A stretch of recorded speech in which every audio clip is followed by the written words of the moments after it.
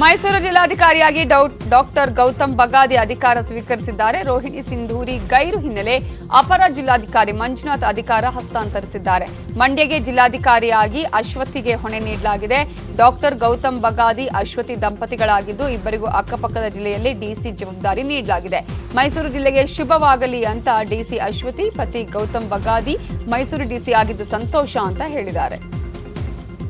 ಮೈಸೂರು ಜಿಲ್ಲೆಯ ಜಿಲ್ಲಾಧಿಕಾರಿಯಾಗಿ ಚಾರ್ಜ್ ಅನ್ನು ತಗೊಂಡಿದ್ದೀವಿ. ಒಂದು ಜಿಲ್ಲೆಯ ಆಡಳಿತದಲ್ಲಿ ಕ್ಲಿಷ್ಟ ವಿಷಯಗಳು ಇದ್ದೇ ಇರ್ತವೆ, ಯಾವುದೇ ಜಿಲ್ಲೆಯಲ್ಲಿ ಆಗಲಿ.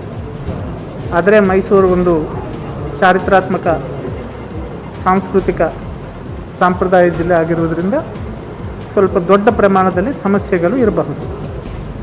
ಅದು ಸಾಮಾನ್ಯವಾಗಿ ನೈಸರ್ಗಿಕವಾಗಿ ಇರುತ್ತದೆ.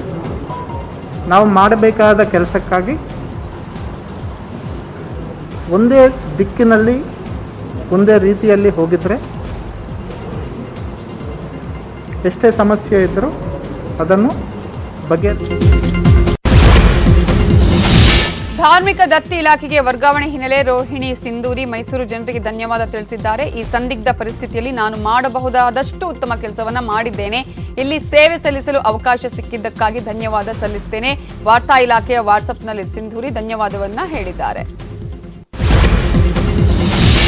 ಇನ್ನು ಮೈಸೂರಲ್ಲಿ ನಿರ್ಗಮಿತ ಪಾಲಿಕೆ ಆಯುಕ್ತೆ ಶಿಲ್ಪಾ ನಾಗ್ ಸಹ ಮೈಸೂರಿನ ಜನರ ಅತ್ಯುತ್ತಮ ಸಹಕಾರವನ್ನು ಕೊಟ್ಟಿದ್ದಾರೆ ಅಂತ ಹೇಳಿದ್ದಾರೆ. ಮೈಸೂರಲ್ಲಿ ಎಲ್ಲರೂ ಅತ್ಯುತ್ತಮವಾಗಿ ಕೆಲಸ ಮಾಡಿದ್ದಾರೆ. ಡಿಸಿ, ಪೊಲೀಸ್ ಇಲಾಖೆ ಸೇರಿದಂತೆ ಪಾಲಿಕೆ ಅಧಿಕಾರಿಗಳು ಸಹ ಕೆಲಸ ಮಾಡಿದ್ದಾರೆ. ಯಾರು ಸಹ ಎಸಿ ಕಚೇರಿಯಲ್ಲಿ ಕುಳಿತು ಕೆಲಸ ಮಾಡಿಲ್ಲ. ಎಲ್ಲರೂ ಹೊರಗೆ ಬಂದು ಉತ್ತಮವಾದ ಕೆಲಸ ಮಾಡಿದ್ದಾರೆ. ನಾವು ಮಾಡಿದ ಆದೇಶವನ್ನು ಜನ ಪರಿಪಾಲನೆ ಮಾಡಿದ್ದಾರೆ. ಮೈಸೂರಿನ ಜನ, ಅಧಿಕಾರಿ ವರ್ಗ, ಮಾಧ್ಯಮದವರಿಗೆ ಧನ್ಯವಾದ ಅರ್ಪಿಸುತ್ತೇನೆ. ಇಲ್ಲಿ ಕೆಲಸ ಮಾಡಿದ್ದು ತುಂಬಾ ಖುಷಿಯಾಗಿದೆ ಅನ್ನುವ ಸಂತಸ ವ್ಯಕ್ತಪಡಿಸಿದ್ದಾರೆ. ನಮ್ಮ ಪೌರ ಕಾರ್ಮಿಕರಿರ್ಬೋದು, ಜೊತೆಗೆ ನಮ್ಮ ಎಲ್ಲ ಡಾಕ್ಟರ್ಸು ಏನು ನಿರಂತರವಾಗಿ ಡಾಕ್ಟರ್ಸು, ನರ್ಸಸ್ಸು, ಮೆಡಿಕಲ್ ಸ್ಟಾಫು, ನಾನ್ ಮೆಡಿಕಲ್ ಸ್ಟಾಫು ನಿರಂತರವಾಗಿ ಕೆಲಸ ಮಾಡ್ತಾ ಇದ್ದಾರೆ.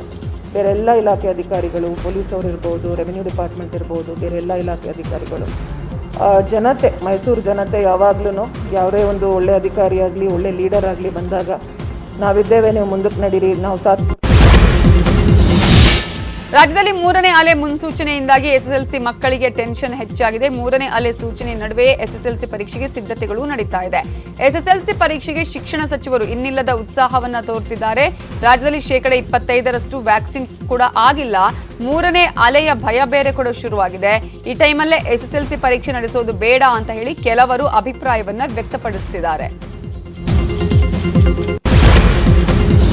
ದ್ವಿತೀಯ ಪಿಯುಸಿ ರಿಪೀಟರ್ಸ್ ಪರೀಕ್ಷೆ ವಿಷಯದಲ್ಲಿ ಶಿಕ್ಷಣ ಇಲಾಖೆ ಎಡವಟ್ಟಿನ ನಿರ್ಧಾರಕ್ಕೆ ಮುಂದಾಗಿದೆ. ಸೆಕೆಂಡ್ ಪಿಯು ಫ್ರೆಷರ್ಸ್ಗೊಂದು ನ್ಯಾಯ, ರಿಪೀಟರ್ಸ್ಗೆ ಒಂದು ನ್ಯಾಯ ಅನ್ನುವ ರೀತಿಯಾಗಿದೆ. ಪುನರಾವರ್ತಿತ ವಿದ್ಯಾರ್ಥಿಗಳಿಗೆ ಜುಲೈ ಕೊನೆಯ ಅಥವಾ ಆಗಸ್ಟ್ ಮೊದಲ ವಾರದಲ್ಲಿ ಪರೀಕ್ಷೆ ನಡೆಸಲು ಶಿಕ್ಷಣ ಇಲಾಖೆ ಮುಂದಾಗಿದೆ. ಈ ವರ್ಷ 76,387 ಪುನರಾವರ್ತಿತ ಹಾಗೂ 17,477 ಖಾಸಗಿ ವಿದ್ಯಾರ್ಥಿಗಳಿಂದ ದ್ವಿತೀಯ ಪಿಯು ಪರೀಕ್ಷೆಗೆ ನೋಂದಣಿಯಾಗಿದೆ. ಈ ವಿದ್ಯಾರ್ಥಿಗಳಿಗೆಲ್ಲ ಪರೀಕ್ಷೆ ಮಾಡಲು ಶಿಕ್ಷಣ ಇಲಾಖೆ ಚಿಂತನೆ ನಡೆಸಿದೆ. ಚಿಕ್ಕಮಗಳೂರಲ್ಲಿ ಜನಸಾಮಾನ್ಯರಿಗೊಂದು ನ್ಯಾಯ, ಜನಪ್ರತಿನಿಧಿಗಳಿಗೆ ಒಂದು ನ್ಯಾಯನ ಅನ್ನುವ ಪ್ರಶ್ನೆ ಎದುರಾಗಿದೆ. ತರೀಕೆರೆ ಶಾಸಕ ಡಿಎಸ್ಎಸ್ ಸುರೇಶ್ ಅವರ ಸಂಬಂಧಿಯೊಬ್ಬರು ಅಜ್ಜಂಪುರ ತಾಲೂಕಿನ ಜಾವೂರು ಗ್ರಾಮದಲ್ಲಿ ಸಾವನ್ನಪ್ಪಿದ್ದಾರೆ. ಮೆರವಣಿಗೆಗೆ ಅವಕಾಶ ಇಲ್ಲದಿದ್ರೂ ಆಂಬ್ಯುಲೆನ್ಸ್ನಲ್ಲಿ ಮೃತದೇಹವನ್ನ ಮೆರವಣಿಗೆ ಮಾಡಿ ನಿಯಮವನ್ನ ಉಲ್ಲಂಘನೆ ಮಾಡಲಾಗಿದೆ. ಶಾಸಕರ ಸಂಬಂಧಿ ಅಂತ ಮೃತದೇಹ ಮೆರವಣಿಗೆಗೆ ಅವಕಾಶ ನೀಡಲಾಗಿದೆ ಅನ್ನುವ ಆರೋಪಗಳು ಕೇಳಿ ಬರ್ತಾ ಇದೆ. ಗ್ರಾಮೀಣ ಪ್ರದೇಶದಲ್ಲಿ ಕೋವಿಡ್ ಸೋಂಕು ನಿಯಂತ್ರಿಸಲು ಉಡುಪಿ ಜಿಲ್ಲೆಯಲ್ಲಿ ಈಗಾಗಲೇ 33 ಗ್ರಾಮ ಪಂಚಾಯಿತಿಗಳಲ್ಲಿ 5 ದಿನಗಳ ಕಾಲ ಸಂಪೂರ್ಣ ಲಾಕ್ಡೌನ್ ಜಾರಿಗೊಳಿಸಲಾಗಿದೆ. ಮತ್ತೆ 7 ಪಂಚಾಯಿತಿಗಳನ್ನು ಕಂಪ್ಲೀಟ್ ಲಾಕ್ಡೌನ್ ಮಾಡಲಾಗಿದೆ. ಗ್ರಾಮಗಳಲ್ಲಿ ಆಸ್ಪತ್ರೆಗಳು, ನರ್ಸಿಂಗ್ ಹೋಂಗಳು, ಕ್ಲಿನಿಕ್, ಮೆಡಿಕಲ್ಗಳು, ಜನೌಷಧಿ ಕೇಂದ್ರಗಳಿಗೆ ಅವಕಾಶ ಕಲ್ಪಿಸಲಾಗಿದೆ. ಹಾಲಿನ ಡೈರಿಗೆ ನಿರ್ದಿಷ್ಟ ಅವಧಿಗೆ ಮಾತ್ರ ಕಾರ್ಯನಿರ್ವಹಿಸಲು ಅವಕಾಶ ಇದೆ. ಗ್ರಾಮಸ್ಥರು ಕೂಡ ಸಹಕರಿಸುತ್ತಿದ್ದಾರೆ.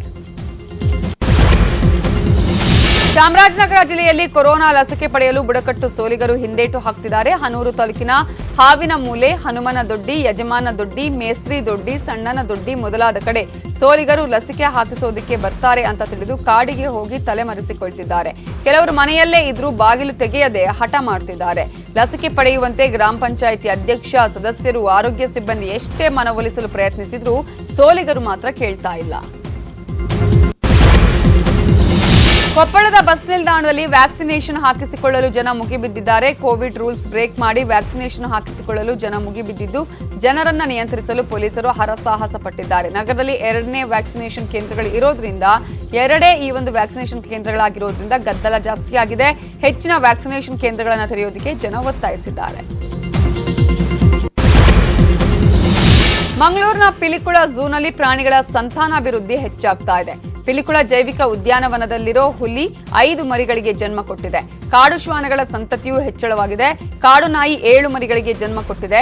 ರೆಟಿಕ್ಯುಲೇಟ್ ಹೆಬ್ಬಾವಿನ ಸಂತತಿಯೂ ಹೆಚ್ಚಾಗಿದ್ದು 20 ಮೊಟ್ಟೆಗಳಿಗೆ ಕಾವು ಕೊಟ್ಟಿದೆ.